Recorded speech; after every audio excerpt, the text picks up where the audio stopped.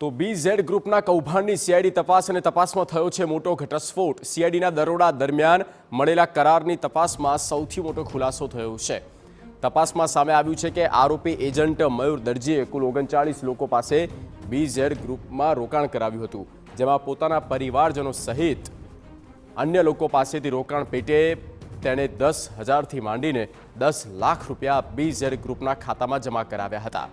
મયુર દરજીએ 39 લોકો પાસેથી કુલ 1 કરોડ 9 લાખ રૂપિયા બીઝેડ ગ્રુપના ખાતામાં જમા કરાવ્યા હતા। કરોડોના રોકાણ બદલ મયુર દરજીને 15,60,000 રૂપિયાનું કમિશન મળ્યું। ઉલ્લેખનીય છે કે મયુર દરજીની જામીન અરજી પર સીઆઈડીએ કોર્ટમાં સોગંદનામું રજૂ કર્યું હતું।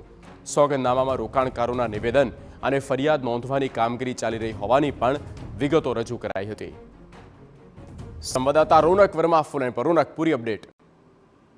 બિલકુલ થી ભૂપેન્દ્ર ઝાલા દ્વારા જે પ્રકારે પોન્જી સ્કીમ કરીને જે 6,000 કરોડથી વધારેનું જે કૌભાંડ છે તે આચરવામાં આવ્યું છે, તેમાં આજે જે સુનાવણી હતી તે દરમિયાન એક સોગંદનામું છે તે દાખલ કરવામાં આવ્યું છે, જેમાં મહત્વની વાત એ સામે આવી રહી છે કે જે આરોપી મયુર દરજી છે તેમણે એજન્ટ તરીકે કુલ 39 રોકાણકારોનું જે રોકાણ છે તે કરાવ્યું હતું।